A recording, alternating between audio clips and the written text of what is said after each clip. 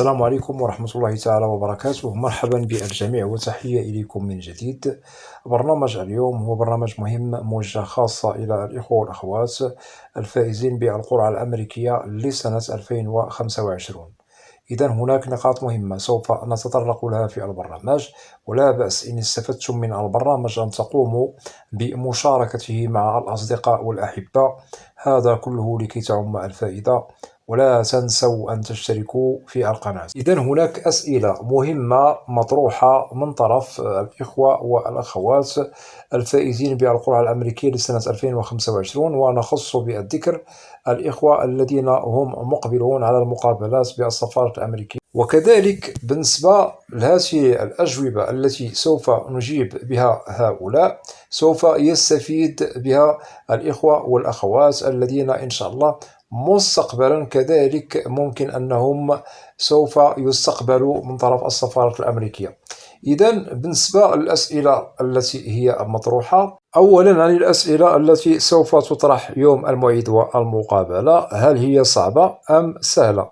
كذلك هناك تساؤل مهم يطرح عن المدة والوقت الذي سوف تستغرقه إجراءات المقابلة بالسفارة الأمريكية. وكذلك هناك تساؤل يطرح عن اللغة التي سوف يجتاز بها الفائز المقابلة بالسفارة الأمريكية. أولا نجيب على السؤال الأول، والذي يعنى بالأسئلة التي سوف تطرح على الفائزون أو الفائزات الذين هم مقبلون على المواعيد والمقابلات في الأشهر المقبلة. إذا بالنسبة للأسئلة لا داعي للقلق، هي في المتناول وليس هناك من مشكل. وبالطبع الأسئلة التي سوف تطرح عليكم يوم الموعد والمقابلة سوف أدرج برنامج عنها إن شاء الله في حلقة قادمة عبر القناة. إذا اطمئنوا وأبشروا، ولا داعي لكي تقلقوا من هذا الشأن. بالنسبة للأسئلة هي في المتناول وممكن الإجابة عليها بأريحية، وسوف نحفزكم وسوف نوضح لكم نقاط مهمة ممكن أن تشتغلوا عليها لكي تتم أموركم وإجراءات مقابلتكم بخير وسلام. أولا نبدأ بالنقطة المهمة التي يجب أن يعرفها كل فائز وفائزة منكم معنيون بالمقابلة قريبا بالسفارة الأمريكية. نؤكد في حالة أنه تتوفر فيكم جميع الشروط المطلوبة والتي تدخل في صلب الفوز بالقرعة الأمريكية، والتي تشمل بالطبع الوثائق المطلوبة مكتملة، وكذلك في حالة أن الملف الطبي سليم ليس به أمراض ممنوعة من الدخول إلى الولايات المتحدة، زائد في حالة أنه السوابق العدلية أو شهادة السجل العدلي التي سوف ترفقوها معكم والحمد لله نظيفة، ليس هناك من مشكل لديكم في السوابق العدلية، فننصح في هذه الحالة أن تجيبوا بأريحية. وبالطبع لأنه كما وضحت لكم قبل قليل في حالة أن الملف مكتمل، الملف الطبي نظيف، ليس هناك من أمراض ممنوعة من الدخول إلى أمريكا، السجل العدلي أو السوابق العدلية كذلك ليس هناك من مشكل كخروقات قانونية لدى الفائز. إذن في هذه الحالة ممكن الإجابة بأريحية، وسوف تقطعون الشوط الأول من المقابلة وسوف نحسبه في 60% للحصول على الفيزا يوم المقابلة. وبالطبع هذا بيدكم، ونحسب 40% الأخرى نحسبها على الأسئلة التي سوف تجيب بها ضابط الهجرة يوم الموعد والمقابلة. إذن هنا في حالة جميع الوثائق مكتملة والملف الطبي جيد، ليس هناك من مشكل، والسوابق العدلية كذلك نظيفة، بالطبع هنا قطعتم الشوط الأول، يبقى لكم الشوط الثاني نحسبه في 40%. وهنا نؤكد على الأسئلة التي سوف تمرون بها أمام ضابط الهجرة داخل السفارة الأمريكية، لأنه كما سبق الذكر الأسئلة هي في المتناول. وبالطبع هنا نؤكد بأن جميع الأسئلة هي في صلب استمارة دأس 260، وكذلك بالنسبة للأسئلة هي في صلب الوثائق التي هي مرفقة معكم في الملف الذي سوف ترفقه معكم يوم المقابلة. إذا الأسئلة هي في المتناول، ممكن الإجابة عليها بأريحية بدون ارتباك بدون خوف، وإن شاء الله سوف تتجاوز مرحلة المقابلة بالسفارة الأمريكية بالإجابة على الأسئلة بالواضح بدون زيد بدون نقص سين جيم بدون إطالة في الجواب، وسوف تكمل الإجراءات يوم المقابلة بسلام بدون مشكل. واعلموا إن اتضح لدى ضابط الهجرة بأن إجابتكم واضحة وصادقة وقت المقابلة، إن شاء الله أنتم قد أنجزتم المطلوب منكم.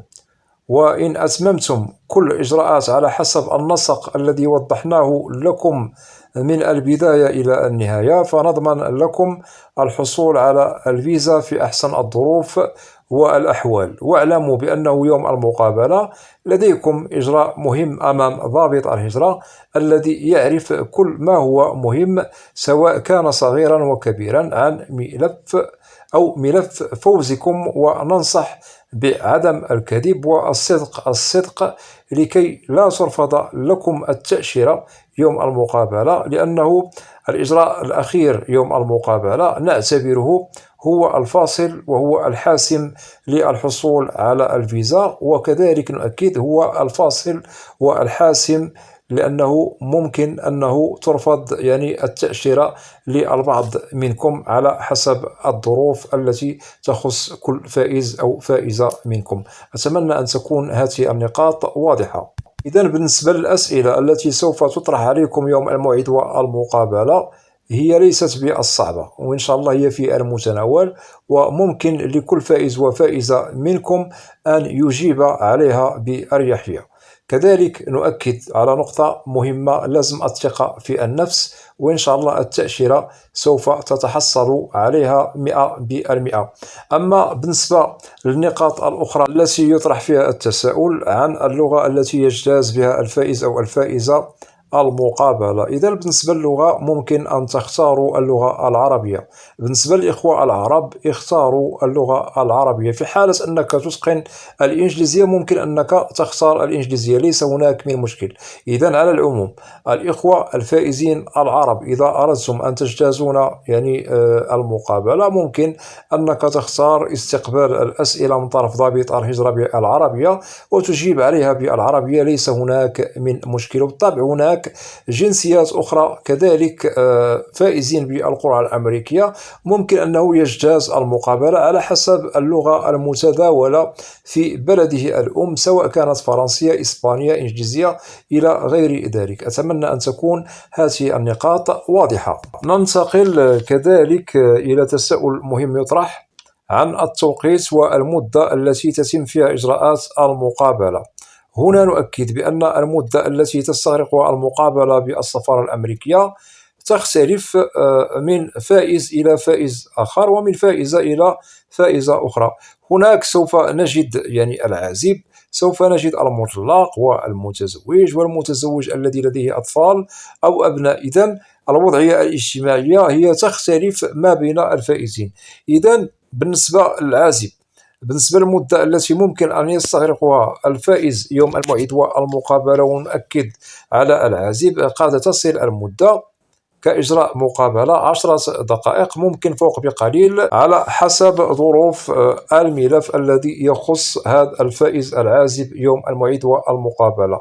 ننتقل إلى المطلق، نفس الشيء، ممكن توقيت المقابلة التي تستغرق بالنسبة المطلق قد تصل إلى 10 دقائق، ممكن المدة أنها تفوق بقليل على حسب ظروف كذلك ملف هذا الفائز المطلق يوم المقابلة. ننتقل إلى المتزوج الذي هو وزوجته فقط، ممكن المدة قد تصل إلى 15 دقيقة، ممكن فوق بقليل، ممكن أقل على حسب ظروف كذلك والوضعية التي تخص ملف هذا الفائز المتزوج وزوجته فقط. ننتقل إلى المتزوج الذي لديه أبناء، أو أطفال. قد تأخذ مدة المقابلة قد تصل إلى 20 دقيقة، ممكن أقل بقليل، ممكن أنها تفوق هذه المدة.